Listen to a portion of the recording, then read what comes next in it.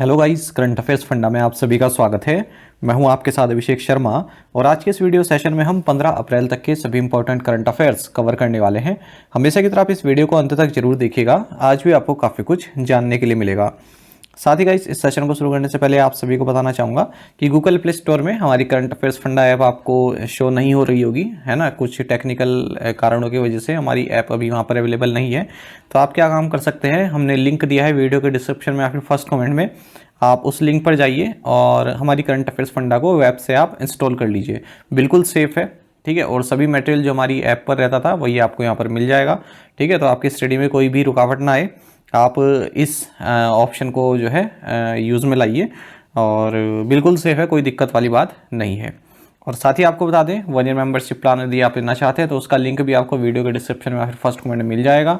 और मैंने एक वीडियो भी बनाई है हाल ही में, जो रेलवे प्रोटेक्शन फोर्स होता है उसमें एसआई की वैकेंसी आई है। तो पूरी डिटेल आप देख सकते हैं, वीडियो आपको हमारे प्लेलिस्ट में मिल जाएगी चैनल पर, ठीक है। अच्छी अपॉर्चुनिटी है वो भी। चलिए फिर करते हैं शुरुआत इस वीडियो सेशन की। हमेशा की तरह सबसे पहले आज का क्वेश्चन देख लेते हैं, इसका आंसर आपको अभी कमेंट बॉक्स में करना है। The Indus water treaty between India and Pakistan was signed in which year? Bharat और पाकिस्तान के बीच सिंधु जल संधि पर किस वर्ष हस्ताक्षर किए गए थे? ऑप्शन है 1991, 1960, 1973 या फिर 1952। जल्दी से आंसर कर दीजिए, फिर हम आगे बढ़ते हैं। और इसी तरह क्वेश्चन यदि आप प्रैक्टिस करना चाहते हैं तो हमें टेलीग्राम पर जरूर ज्वाइन करें। करंट अफेयर्स फंडा नाम से हमारा टेलीग्राम चैनल है।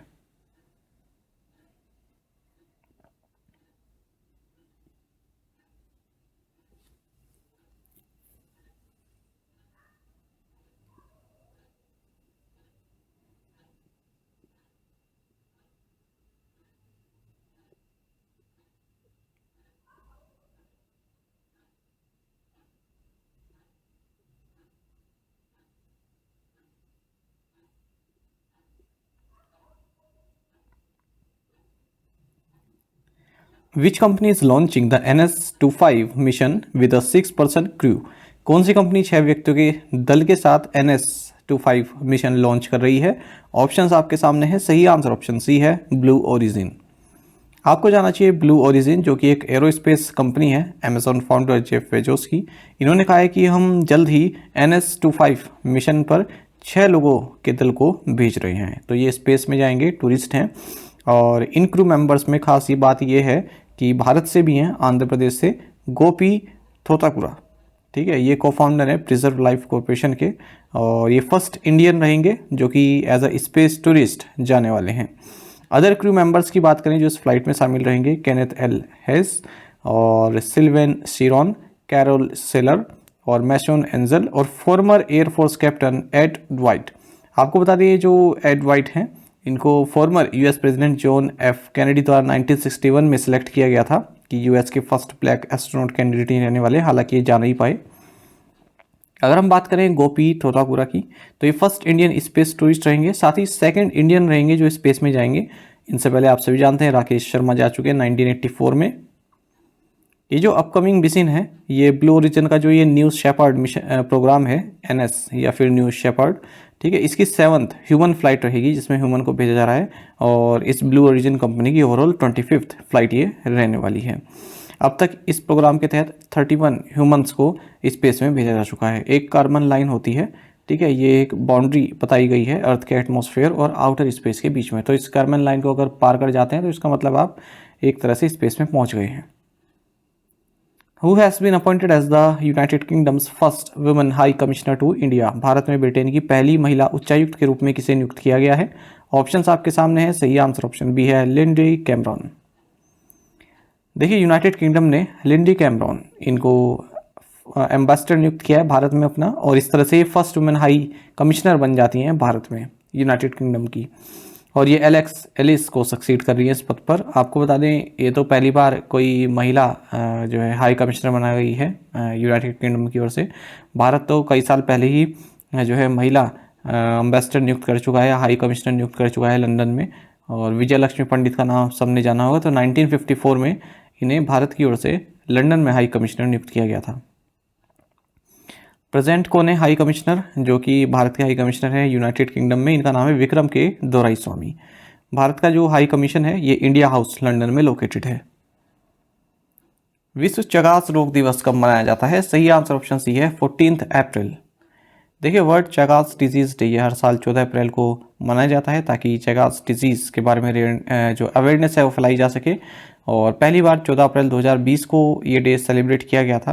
कार्लोस लिबेरो जस्टिनियानो चगास जो कि एक ब्राज़ीलियन डॉक्टर थे जिन्होंने इसका फर्स्ट केस डायग्नोस किया था 14 अप्रैल 1909 को। तो इन्हीं के सम्मान में डे मनाया जाता है। आपको बता दीजिए चगास डिजीज़ है ये पैरासाइट जिसका नाम ट्राइपेनोसोमा क्रूजी है इसके कारण जो है फैलता है या होता है, ठीक है। और जो ट्रांसमिशन होता है एनिमल्स में और पीपल में ये इंसेक्ट वेक्टर के द्वारा होता है और केवल अभी अमेरिकाज में ये पाया जाता है ये जो डिजीज़ है। थीम रहेगी 2024 में tackling Chagas disease detect early and care for life. साथ ही आप सभी जानते हैं कि 14 अप्रैल को ही अम्बेडकर जयंती या भीम जयंती मनाई जाती है। B.R. अम्बेडकर जी का बर्थडे होता है ना। 14 अप्रैल 1891 इनका जन्म हुआ था। इक्वालिटी डे के रूप में भी जो है इसको लोग मनाते हैं। और 14 अप्रैल 1990 को अम्बेडकर को भारत रत्न अवार्ड से सम्मानित किया गया था। When does India celebrate world quantum day 2024? Bharat विश्व क्वांटम दिवस 2024 कब मनाता है? सही आंसर ऑप्शन भी है अप्रैल 14। देखिए भारत वर्ल्ड क्वांटम डे 2024 14 अप्रैल 2024 को मनाता है ताकि Bharat quantum science and technology के फील्ड में अग्रणी बन सके। नेशनल क्वांटम मिशन का नाम आपने सुना होगा। Prime minister science technology advisory council द्वारा ये कॉन्सेप्ट लाया गया था कैबिनेट द्वारा। 19 अप्रैल 2023 को इसको अप्रूवल मिला नेशनल क्वांटम मिशन को। और टोटल जो इसकी आउटले है 6000 करोड़ रुपए तक की है। 8 साल का ये मिशन रहने वाला है। The mission aims to seed nurture and scale up scientific and industrial research and development and create a vibrant and innovative ecosystem in quantum technology. What is the projected growth rate for India's economy in 2024 according to Moody's Analytics? Moody's Analytics के अनुसार 2024 में भारत की अर्थव्यवस्था की अनुमानित विकास दर क्या है? सही आंसर ऑप्शन है 6.1%। देखिए मूडीज एनालिटिक्स ने कहा है अपनी रिपोर्ट में APSC outlook listening through the noise इस रिपोर्ट में कि इंडिया की जो इकोनॉमी है 2024 में 6.1% रहने वाली है। हालांकि 2030 में 7.7% से ग्रोथ देखी गई थी। APSC यानी कि एशिया पैसिफिक रीजन की अगर हम बात करें तो 3.8% की ग्रोथ देखने को मिलेगी 2024 में। और जबकि जो ग्लोबल इकोनॉमी है वो 2.5% से ग्रो करेगी। इससे पहले एशियन डेवलपमेंट बैंक ने इंडिया की जो GDP ग्रोथ फोरकास्ट है फिजिकल 25 के लिए 7% बताई है। फिच रेटिंग्स ने 7% बताई है, पहले 6.5% बताई हुई थी जो ऑनगोइंग ये फाइनेंशियल ईयर है। रिजर्व बैंक ऑफ इंडिया ने फिजिकल 24 के लिए 7% बताई है। इंटरनेशनल मॉनेटरी फंड ने GDP ग्रोथ जो है फिजिकल ईयर जो मार्च में एंड हुआ है हमारा 6.7% बताई है। और नेशनल स्टैटिस्टिकल ऑफिस ने GDP ग्रोथ एस्टिमेट फिजिकल 24 के लिए 7.6 बताई हुई है। What is India's consumer price index inflation rate in March 2024? मार्च 2024 में भारत की उपभोक्ता मूल्य सूचकांक मुद्रास्फीति दर क्या है? सही आंसर ऑप्शन भी है 4.85%। देखिए इंडिया की जो कंज्यूमर प्राइस इंडेक्स इन्फ्लेशन है इसे रिटेल इन्फ्लेशन भी कहते हैं कि मार्च 2024 में 4.85% हुई है, जबकि फरवरी 2024 में 5.09% हुई थी। तो थोड़ा रिलैक्स हुई है और स्लोली ये जो है RBI का जो कंफर्ट लेवल है 4% इसके पास पहुंच रही है। CPI अर्बन इन्फ्लेशन ये 4.14% रही। CPI रूरल इन्फ्लेशन 5.45% रही। वहीं consumer food price index inflation 8.52% रही है। फरवरी में 8.66% थी। RBI ने जो है इन्फ्लेशन जो प्रोजेक्ट की हुई है 4.9% की हुई है अप्रैल से जून क्वार्टर में, और फिर जुलाई का सितंबर के लिए 3.8%। इंडिया का जो इंडस्ट्रियल प्रोडक्शन है ये 5.7% रहा फरवरी 2024 में। जनवरी में ये 4.1% था। अगर हम अप्रैल 2030 से फरवरी 2024 तक की बात करें तो इंडिया का जो इंडस्ट्रियल प्रोडक्शन है इसमें 5.9% की ग्रोथ देखी गई है। Who has been appointed as the head of the US-India Tax Forum by the US-India Strategic and Partnership Forum? US-India Strategic and Partnership Forum द्वारा US-India Tax Forum के अध्यक्ष के रूप में किसे नियुक्त किया गया? सही आंसर ऑप्शन ए है तरुण बजाज। देखिए US-India Strategic and Partnership Forum इन्होंने former revenue secretary and ex secretary of economic affairs government of India Tarun Bajaj को हेड नियुक्त किया है या चेयरमैन नियुक्त किया है US-India टैक्स फोरम का। जो US-India टैक्स फोरम है इसको 25 फरवरी 2020 में लॉन्च किया गया था। जो भी मेंबर कंट्रीज़ हैं इस फोरम की, ठीक है, वो जो भी रिलेवेंट गवर्नमेंट है, ठीक है, उनके साथ जो है इंगेज हो सकती हैं टैक्स इशूज से संबंधित, ताकि उनका बिजनेस प्रॉपर तरीके से चलता रहे। है ना, जो यूएस की कंपनीज़ हैं वो भारत में जो है इंगेज कर सकती हैं, टैक्स से संबंधित जो इंडिया की हैं वो यूएस में कर सकती हैं, ताकि टैक्सेशन में कोई दिक्कत ना आए। Where was the steel cutting ceremony of the first fleet support ship held? पहले फ्लीट सपोर्ट शिप का स्टील कटिंग समारोह कहाँ आयोजित किया गया? सही आंसर ऑप्शन डी है विशाखापट्टनम।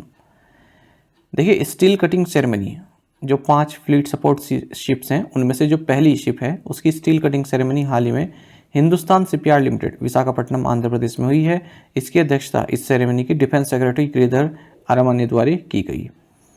आपको बता दें जो ये जो HSL है यानी कि हिंदुस्तान शिपयार्ड लिमिटेड, इसको कॉन्ट्रैक्ट दिया गया है जिसके तहत ये 5 फ्लीट सपोर्ट शिप्स को एक्वायर करेगी और अगस्त 2023 में ये जो साइन है वो किया गया था, MOU साइन किया गया था और इंडियन नेवी को 2027 तक जो है ये डिलीवर करेगी।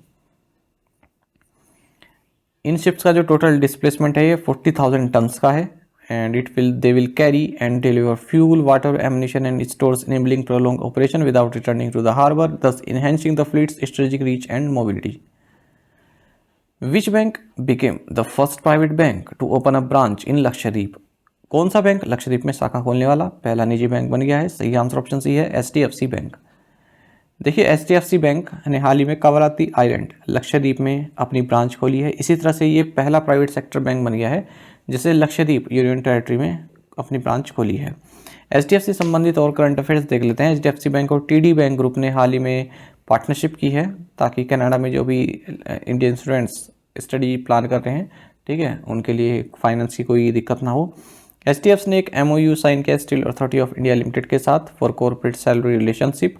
HDFC बैंक परिवर्तन ने चिदाग्नि फाउंडेशन और जिसके पार्टनर्स हैं प्रथम और नया सवेरा, इनके साथ मिलकर first learning centre underprivileged children के लिए गुरुग्राम में लॉन्च किया है।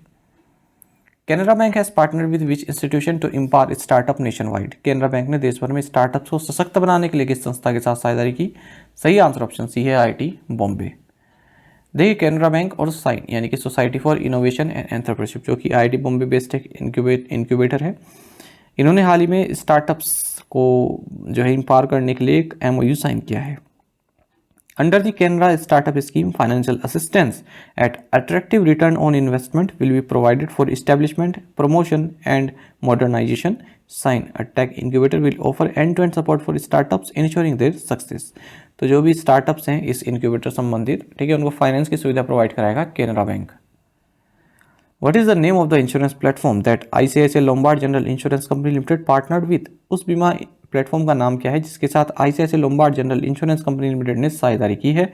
सही आंसर ऑप्शन डी है पॉलिसी बाजार। देखिए ICICI Lombard General Insurance Company ने हाल ही में पार्टनरशिप की है इंश्योरेंस प्लेटफॉर्म पॉलिसी बाजार के साथ। The collaboration aims to provide insurance solutions to Indian customers through Policybazaar's रीच। ICICI Lombard General Insurance के CMD संजीव मंत्री हैं। Which company has partner with eSewa and the hotel association of Nepal Pokhara to popularise UPI on PhonePe network? PhonePe network पर UPI को लोकप्रिय बनाने के लिए किस कंपनी ने ई-सेवा और होटल एसोसिएशन ऑफ नेपाल पोखरा के साथ साझेदारी की है? सही आंसर ऑप्शन बी है फोन पे। देखिए फोन पे ने ई-सेवा और होटल एसोसिएशन ऑफ नेपाल पोखरा के साथ पार्टनरशिप की है ताकि जो फ़ोन पे नेटवर्क है उस पर UPI को पॉपुलराइज किया जा सके।